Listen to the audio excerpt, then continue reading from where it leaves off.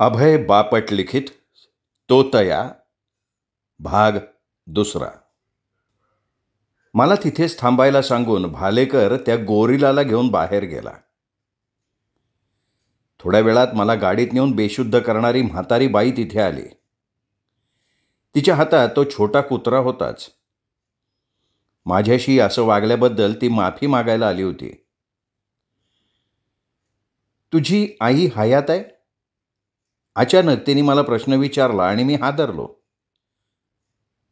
का? असं का विचारताय? सांग ना. नाही, ती 5 वर्षांपूर्वी गेली. ती जिवंत असती तर आज तुझ्याबाबत जे केलं ना मी, तेच केलं असतं.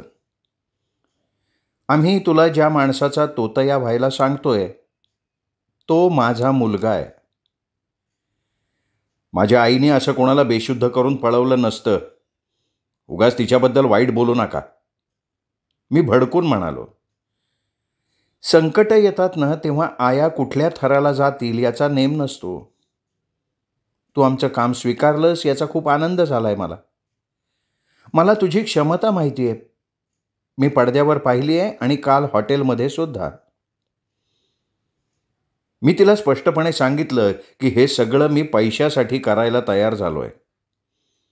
मला नाती भावना समजत नाहीत. त्यावरती म्हणाली, माहिती आहे मला तुला किती गरज आहे पैशांची. हे काम होऊ देत रे एकदा. तुला तुझ्या कल्पनेपेक्षा जास्त देऊ आम्ही.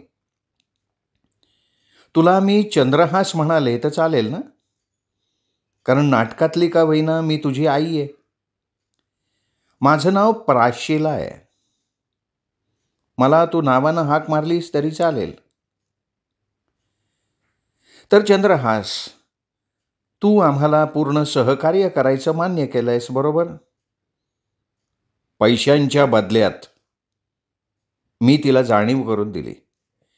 आणि आता मला तेच तेच ऐकायचा कंटाळा आलाय, कारण भालेकर बरोबर हे सगळं बोलून झालंय.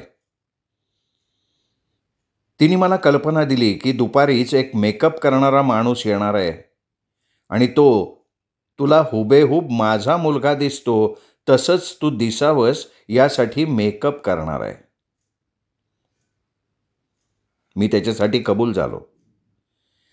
त्यानंतर मला तिच्या मुलाच्या बाबतीतल्या आणखीन काही गोष्टी शिकवण्यात येणार असल्याचं तिने सांगितलं. मी त्यासाठी सुद्धा तयार झालो. नंतर अचानक तिने मला विचारलं, तुझं लग्न झालंय? मला जरा रागच आला. तिने प्रश्नांचा भडीमार केला माझ्यावर.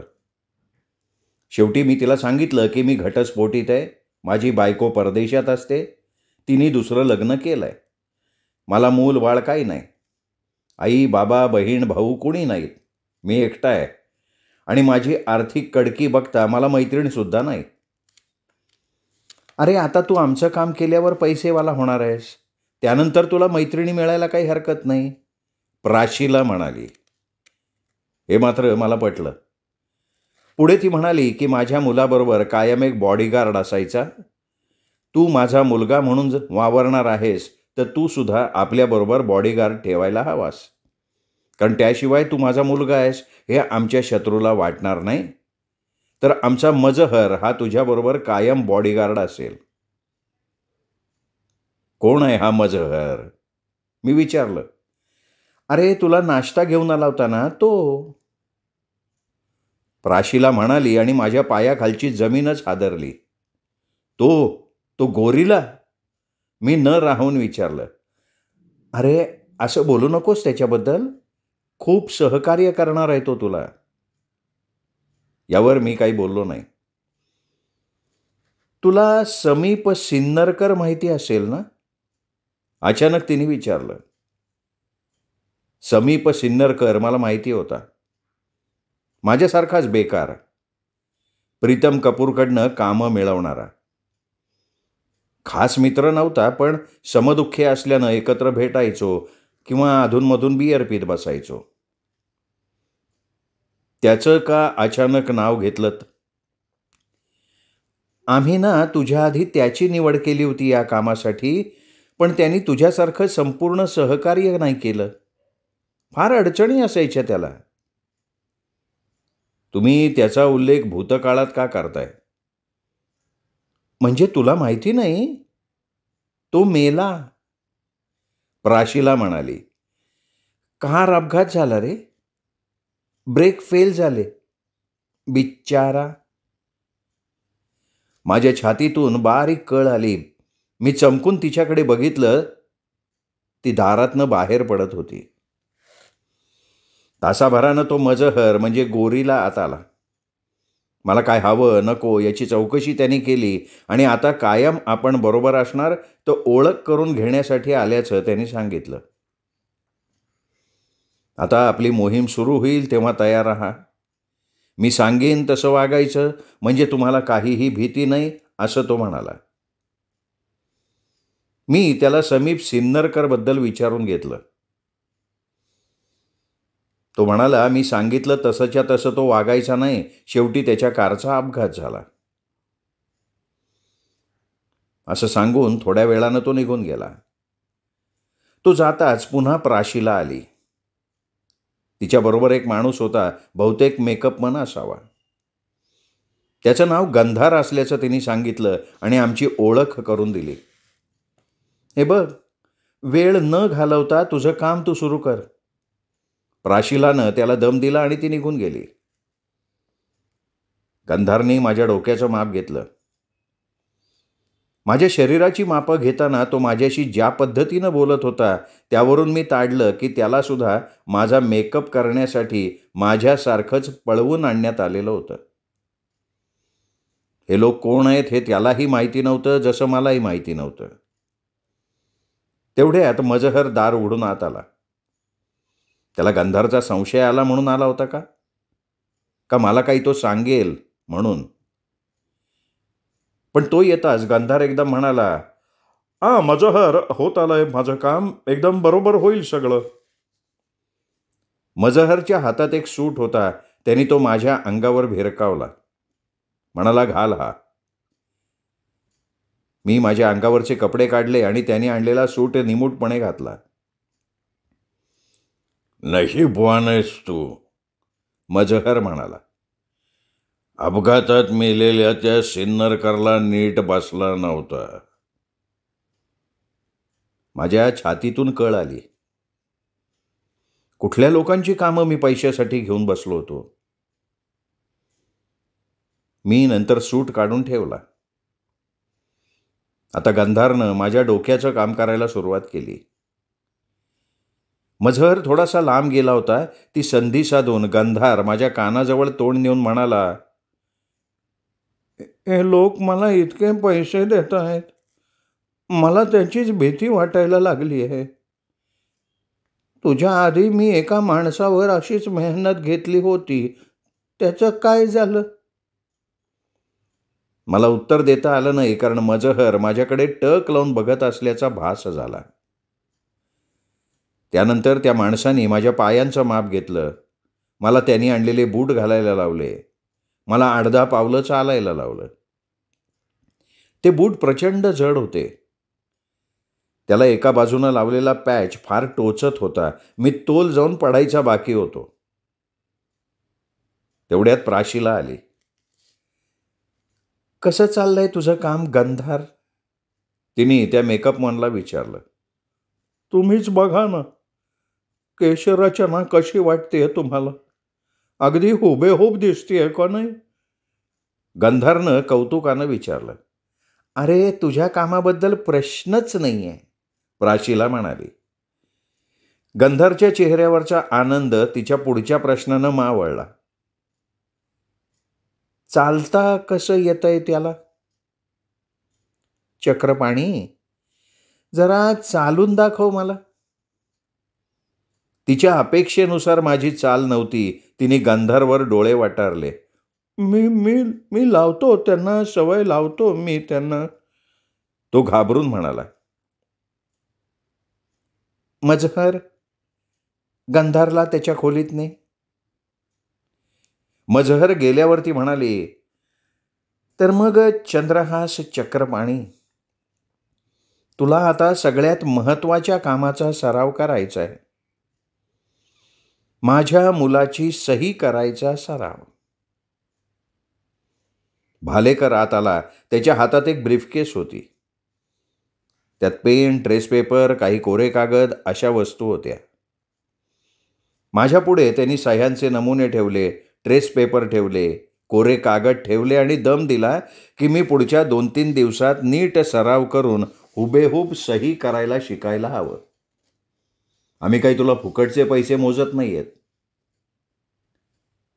तो आणि प्रशिला तिथून गेल्यावर मला उत्सुकता होती की मला ज्याचा तोतया म्हणून काम करायचं होतं त्याचं नाव तरी काय होतं. भालेकरनी आणलेल्या नमुना सहीकडे मी बघितलं.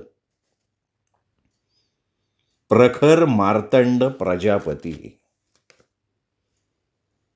ज्याच्या एका बोटाच्या इशाऱ्यावर शेअर मार्केट इकडचं तिकडे होतं असा मोठा व्यावसायिक. भारतातला 2 नंबरचा श्रीमंत.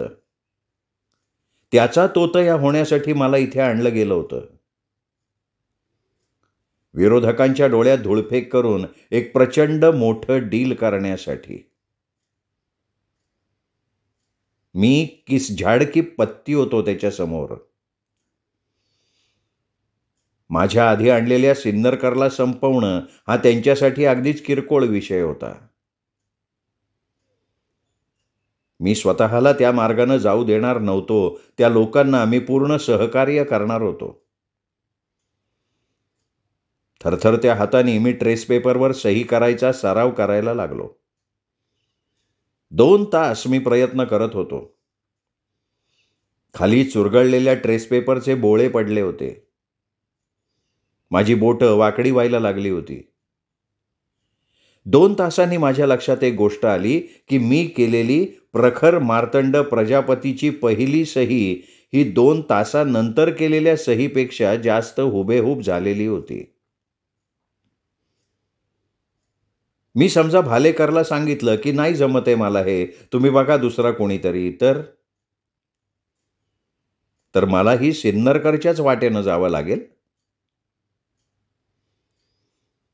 मी बाथरूममध्ये जाऊन गरम पाण्यात माझी बोटं चांगली शेकून काढली. जरा आराम वाटला आणि मी पुन्हा सही गिरवायला बसलो. मझहर आणि भालेकर आत आले. त्यांनी मी कोऱ्या कागदावर केलेलं माझं काम पाहिलं. वाईट नाहीये, भालेकर म्हणाला. अजून 2 दिवस आहेत आपल्याकडे. आजच्या पुरतं बास. उद्यापासून पुन्हा चालू कर. मला जरा बरं वाटलं. नंतर त्यांनी मझहरला सूचना दिली की खोलीतला पसारा आवर आणि याला काय हवं नको ते बघ. आणि तो निघून गेला. नशीबवान आहेस तू. त्याला खुश केलंस. आता जगशील तू. मझहर म्हणाला. चल जरा बाहेर जाऊ. कंटाळला असशील एकाच खोलीत बसून बसून. चल जिम मध्ये जाऊ. मला त्यांनी बाहेर नेलं. एका लिफ्टमध्ये बसून आम्ही जिममध्ये आलो. लिफ्ट इतकी अद्ययावत होती की सुरू झाली का नाही हे सुद्धा समजलं नाही. मझहरनी कोणतंही बटण दाबलं नाही, त्यामुळे आम्ही वर जातोय का खाली हे सुद्धा कळलं नाही. तुला सिनेमात मारामारी करताना बघितलंय मी. चल चल माझ्या बरोबर बॉक्सिंगचे 2-3 राऊंड कर. चल. मझहर म्हणाला. का मला हा सारखं टेन्शन देतोय? शूटिंग वेगळं आणि खरं वेगळं.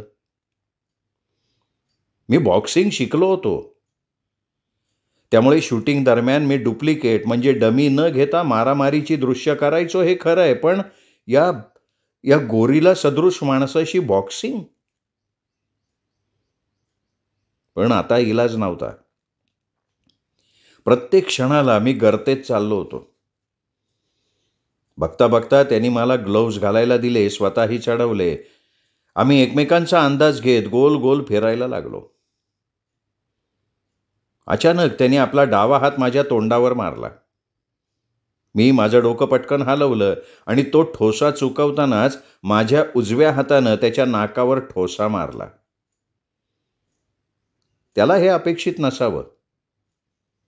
त्याच्या डोळ्यात आश्चर्य उमटलं. त्यांनी जोराने पुन्हा एकदा डाव्या हाताचा प्रहार माझ्यावर केला. तो मी माझ्या उजव्या ग्लोव्हवर झेलला, पण त्याचा जोर एवढा होता की मी 2 पावलं मागे हेलपाटलो. तो अधिक जवळ आला आणि आपल्या दोन्ही हातात माझं डोकं गच्च धरलं.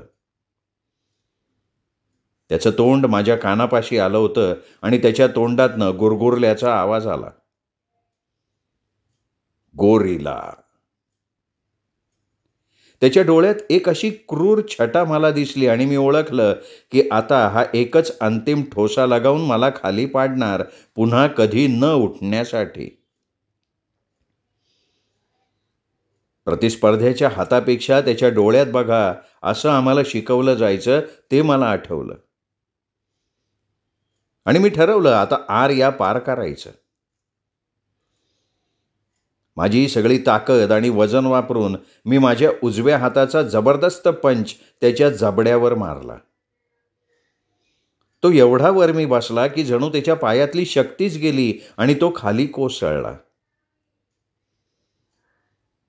हा बेशुद्ध झाला का काय या काळजीने मी पटकन माझ्या हातातले ग्लव्ज काढले. त्याच्याजवळ गुडघ्यावर बसलो आणि त्याच्या गालावर चापट्या मारून त्याला सावध करायचा प्रयत्न केला. थोडं पाणी मारलं. त्याचे डोळे किलकिले झाले. तोंडावर हास्य फुललं. आपल्या हाताने त्याने आपला जबडा चोळला आणि माझ्याकडे हात उंचावून उठवण्यासाठी आधार मागितला. त्याच्या डोळ्यातले आत्ताचे भाव खुनशी नव्हते, पराभूताचेही नव्हते, तर ते चक्क मैत्रीचे होते. मी तुला कमी लेखलं, पण तू चांगलं तयारीचा निघालास. तुझे 2 फटके मी चुकवले नसते तर भालेकरनी ज्या कामासाठी मला आणलंय ते करायच्या अवस्थेत मी राहिलो नसतो. त्यामुळे स्वतःला वाचवण्यासाठी तुला मारावं लागलंस मला. अरे याला म्हणतात गट्स. याचा अर्थ तुला मनापासून आमचं काम करायचंय. भालेकरला सांगेन मी हे. पण तू मला पाडलंस हे मात्र तू भालेकरला सांगू नकोस. हळूहळू मजहर माझ्या बाजूनं झुकायला लागला होता. त्यानंतर त्याच्या आग्रहाखातर आम्ही दोघांनी जिममध्ये इतर व्यायाम केला. आता दोघंही घामानं चिंब झालो होतो. पोटात कावळे ओरडायला लागले होते. तू नुसती ऑर्डर दे, तुला ते मिळेल, मजहर म्हणाला आणि मला माझ्या खोलीत घेऊन आला. चिकन बिर्याणी मी फरमाईश केली. तुला सुद्धा आवडते? त्यांनी कौतुकानं विचारलं. माझ्या खांद्यावर थोपटून तो खोली बाहेर निघाला आणि दारात वळाला आणि म्हणाला, तू जगणार आहेस. दुसरा दिवस म्हणजे आदल्या दिवसाची पुनरावृत्ती होती. नाश्त्याची ट्रॉली घेऊन मजहर आला तेव्हा त्याच्या हातात आणखीन एक ड्राफ्ट होता, 5,000चा. माझी कळी खुलली. नाश्ता झाल्यावर मी पुन्हा सही करायचा सराव करायला सुरुवात केली. आज मी कालच्यापेक्षा जरा खुश होतो. आत्मविश्वासही वाढला होता. ट्रेस पेपर न घेता मी आता कोऱ्या कागदावर सह्या करायला लागलो होतो. तासाभराने भालेकर आला तेव्हा त्यांनी खाली पडलेले कागदाचे बोळे पाहिले. मी प्रामाणिक प्रयत्न करत असल्याचं बघून तो खुश झाला. त्यांनी त्याच्यासमोर मला सह्या करायला लावल्या. त्या लक्षपूर्वक तपासल्या. चांगली सुधारणा आहे, अजून प्रयत्न कर, तुला बऱ्यापैकी जमतंय. तो म्हणाल्यावर मला थोडा आनंदच झाला. हे बघ, मी तुझं सगळं घर भाडं भरून टाकलंय, तुझ्या घरात धान्य भरलंय, तुझे कपडे आणि रोजच्या वापरातल्या वस्तू इथे आणून ठेवल्या आहेत. हां, तुझ्या एजंटला, त्या प्रीतम कपूरला मी भेटून आलोय. तू त्याला जे कमिशन द्यायचं आहेस ते सुद्धा मी देऊन टाकलंय. त्याला मी सांगितलं की आता त्याचा आणि तुझा आर्थिकदृष्ट्या एकमेकांशी काहीही संबंध नाही. तू आता पूर्णपणे आमच्यासाठीच आहेस. माझी सगळी देणी मिटली म्हणून मी आनंद मानू का माझं आयुष्य या लोकांनी विकत घेतलंय म्हणून? मला समजत नव्हतं. हे बघ, आता उद्यापर्यंत सह्यांचा सराव कर, त्यानंतर आपण इथून जाणार आहोत. तुझी नवीन भूमिका करायला तयार हो तू. कुठे जायचंय आपण? मी विचारलं. नंतर सांगू की तुला. तुझं छान चाललंय आमच्या दृष्टीनं.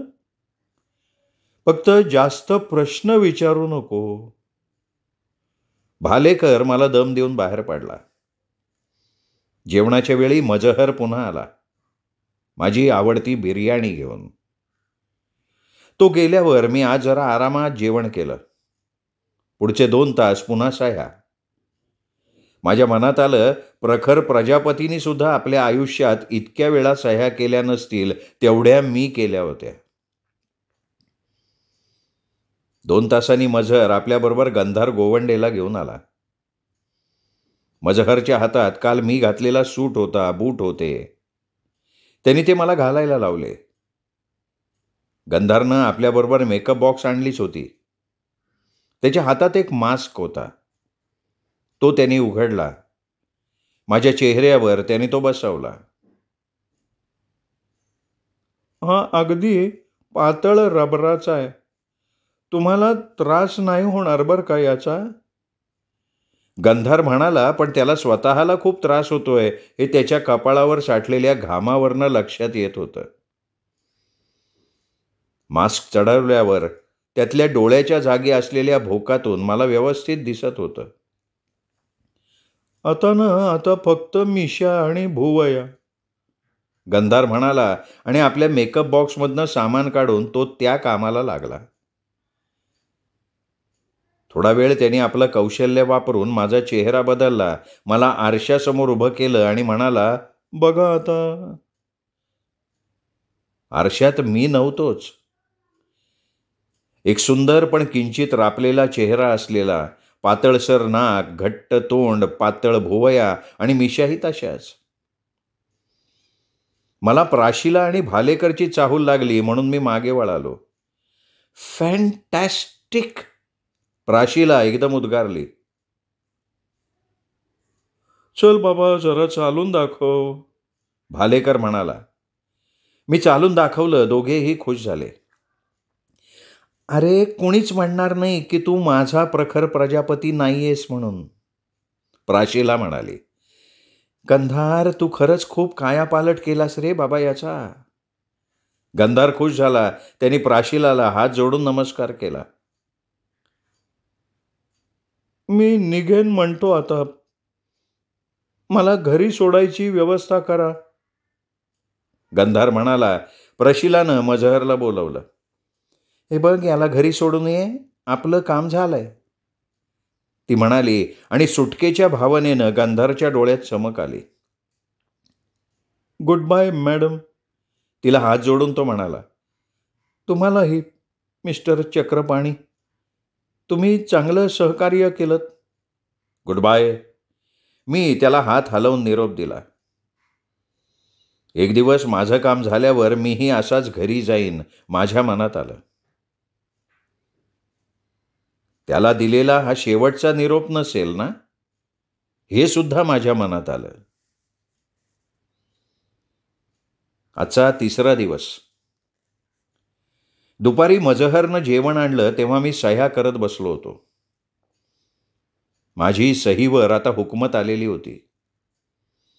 येताना त्यांनी माझा 3रा हप्ता आणला होता, 5,000चा ड्राफ्ट. मला आता बाहेर नेण्यात येणार होतं. माझी तोतयेगिरी आता सुरू होणार होती. भालेकर आत आला. त्याच्या हातात ब्रीफकेस होती. त्यातून एक लीगल पेपर बाहेर काढला, हिरवट रंगाचा. त्यावर काहीतरी मजकूर छापलेला होता. याच्यावर पेन्सिलनी सही कर. मी हातात पेन्सिल घेऊन अस्खलितपणे प्रखर प्रजापतीची सही ठोकली. भालेकर माझ्याकडे बघत होता. माझा आत्मविश्वास बघून तो खुश झाला. आता पेनानी कर, तो म्हणाला. मी केली. ती नीट निरखून बघत तो म्हणाला, पास झालायस तू चक्रपाणी. आता तुला दुबईला नेण्यात येईल. दुबईमध्ये आपल्या कंपनीचं ऑफिस आहे. तुझी तोतयेगिरी आता खऱ्या अर्थानं चालू होईल. पण माझ्याकडे फक्त पासपोर्ट आहे, व्हिसा नाहीच आहे. मग दुबईला कसं जाणार? मूर्ख आहेस तू, मूर्ख. अरे, प्रजापती सरांच्या पासपोर्ट आणि बिझनेस व्हिसावर तू जाणार आहेस. माझ्या हातात प्रजापतीचा पासपोर्ट आणि व्हिसा ठेवत तो म्हणाला, हे बघ, हे दोन्ही सांभाळून ठेव. दुबईला निघताना या दोनही गोष्टी लागतील. तुझा पासपोर्ट आमच्या लोकांनी तुझ्या रूममधनं आणलाय आणि तू आत्ता इथे राहतोयस त्या रूममध्ये तो ठेवलाय. बाप रे, काय थराला जाऊन काम करतात हे लोक. आणि दुबईला तुझी प्रजापतीच्या बायको बरोबर भेट होईल. तिला हे सगळं माहिती आहे, त्यामुळे काळजी करू नको. तिथे तुला स्वतंत्र क्वार्टर्स मिळतील. तिथल्या कुठल्याही कर्मचाऱ्याशी तुझा संपर्क येणार नाही, कारण खरा प्रजापती सुद्धा कुठल्याच कर्मचाऱ्याच्या फारसा संपर्कात नसायचा. त्यामुळे सगळ्यांना हे वेगळं काहीतरी घडतंय असं अजिबात वाटणार नाही. मजहर तिथे असेलच. तुला हवं नको ते तो बघेल. तू अधूनमधून प्रजापतीच्या रूपात तिथल्या परिसरात इतरांना दिसायचं आहेस. आठवड्यातून 3 वेळा तुला कंपनीच्या ऑफिसात नेलं जाईल. मजहर असेलच तुझ्याबरोबर. तुला तिथे कोणी स्वतःहून भेटायला येणार नाही. तू फक्त तिथे वेगवेगळ्या कागदपत्रांवर सह्या करायचं काम करायचंयस. ही सगळी मोहीम मीच हाताळतोय. प्रजापतीच्या खाजगी सेक्रेटरीला मी रजेवर पाठवलंय. तिच्या जागी मी दुसऱ्या मुलीला नेमलंय. तिने कधीच खऱ्या प्रजापतीला बघितलेलं नाहीये, त्यामुळे तुला काळजी करायचं काही कारण नाहीये. तू फक्त मी सांगेन तेच आणि तेवढंच करायचंयस. आणि मी समोर ठेवीन त्या कागदपत्रावर काहीही प्रश्न न विचारता सही करायची आहेस. नीट समजलं का? भालेकरनी विचारलं. मी हो म्हणालो. आणखीन काय वेगळं बोलू शकत होतो. तुला या छोट्या छोट्या गोष्टींसाठी आम्ही बऱ्यापैकी पैसे देतोय तुला.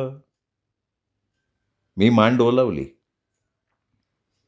तो म्हणतोय त्याप्रमाणे आत्तापर्यंत मी जे केलं त्या सोप्या गोष्टी होत्या पैशांच्या तुलनेत.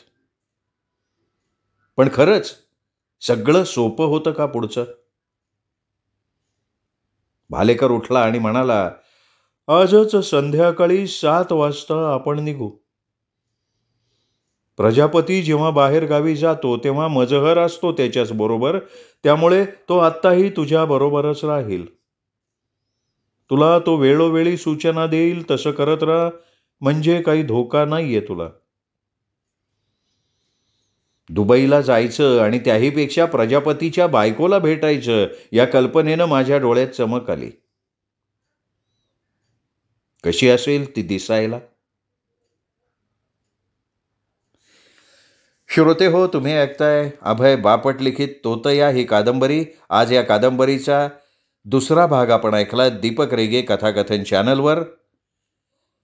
या कादंबरीचा 3रा भाग ऐकण्यासाठी उद्या आपण भेटूयात. दीपक रेगे कथाकथन चॅनलवर. तोपर्यंत नमस्कार श्रोते हो.